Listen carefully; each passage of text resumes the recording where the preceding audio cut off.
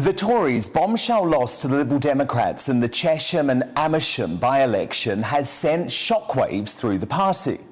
So what's behind the defeat? Local issues like HS2, which will carve up some of the electorate, and proposed new planning regulations? Perhaps. But senior figures in the party have today suggested it could be the first sign of an electoral backlash against lockdown regulations. Ministers, who we have to remember are bound by collective cabinet responsibility, have privately told the Mail on Sunday's political editor Glenn Owen that the Freedom Day delay must have had an effect in the Lib Dems overturning the formerly rock-solid 16,000 majority. One said the Tories would have held the seat if restrictions had not been extended a month. Now, this was an anonymous Mail minister. We know that because Glenn Owen said he said, and this is what the quote was from the minister. Lots of Tory voters didn't like the extensions of the regulations and they just won't have bothered to turn out to vote.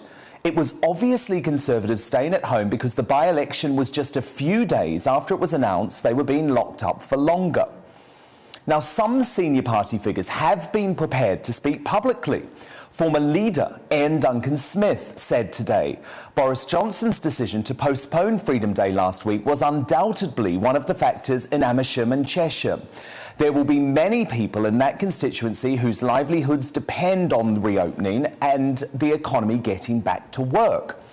They are people who run their own businesses and don't necessarily have the luxury of being on furlough or having comfortable public sector jobs that allow them to work from home. Until now, the overwhelming view has been that lockdowns are politically popular, with the public wanting harder and longer restrictions. But when the economic and personal toll of unnecessarily shutting down parts of the economy for longer than needed starts to bite, I'm convinced that will change.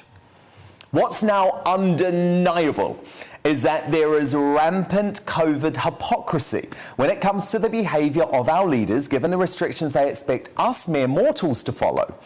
We saw that loud and clear, didn't we, at the G7 summit? Now, officially a super spreader event for Cornwall, by the way. There were fist bumps and masks and social distancing in public compared to unmuzzled hugs and normal socialising when the leaders thought the cameras were off. Now it turns out this sort of COVID hypocrisy might have been going on at number 10 Downing Street for many weeks.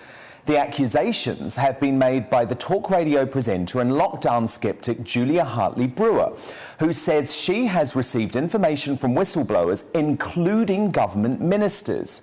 Now, writing in the Mail on Sunday today, she revealed a number of senior sources, including government ministers and aides who frequent number 10, have confirmed to me that lockdown rules are flagrantly ignored every day in Downing Street. Cabinet ministers, political advisors and officials working in number 10 have not worn masks or obeyed social distancing since early last summer. Now, Julia went on to write, many ministers are very uneasy about this do as I say, not as I do attitude. The fact is that political staff and civil servants mingle freely in the maze of rooms in Downing Street where the 2-metre and 1-metre rules have, I believe, never been enforced. That's just the start of the COVID hypocrisy. Overzealous lockdown lover Michael Gove didn't have to quarantine on return from Portugal because he was fast-tracked onto a pilot scheme that allowed him to take a test every day. And Keir Starmer, well, he was enjoying a pint at the football on Friday night with thousands and thousands of others at Wembley, despite voting for continued restrictions. As the chair of the COVID recovery group, Mark Harper, put it, I'm happy for Keir Starmer that he had a nice time at the footy last night. It's just a wee bit galling to see this 48 hours after he voted for this kind of stuff to continue to be illegal at weddings. Labour hypocrisy. But this isn't simply an issue within the Labour Party. It's about the political and media elite versus hard-working Brits. I've understood the fury of the public hit so hard by lockdown who don't believe their leaders are in this battle with them. So I've got a proposal. Perhaps if government ministers and MPs and civil service workers, and yes, BBC broadcasters too, had been forced to take a 20% pay cut and follow all the rules being enforced on us this past year, they wouldn't be so nonchalant about constant extensions. Moving on in the digest now, the Labour left are turning on Keir Starmer. Far-left commentator Owen Jones says he must go if the party lose the Batley and Spen by-election on July the 1st. If he loses Batley and Spen, Keir Starmer has to resign as leader of the Labour Party, and the left has to think very seriously about how we get some sort of candidate on the ballot paper in those circumstances. Oppositions do not lose by-elections. That almost never happens. Before Hartlepool, that had happened twice in the last 50 years. You can't double the number of by-elections you have lost, or an opposition has lost to the government, in the last half century within the space of 2 months, and credibly argue you have any chance whatsoever of staying in power. And bad news for Keir. It's looking increasingly likely that he's going to lose, and maybe even lose big. A new Survation poll of the Red Wall seat shows the Tories at 47% and Labour at 41%. Now, the difference could well be George Galloway. He's currently polling at 6%.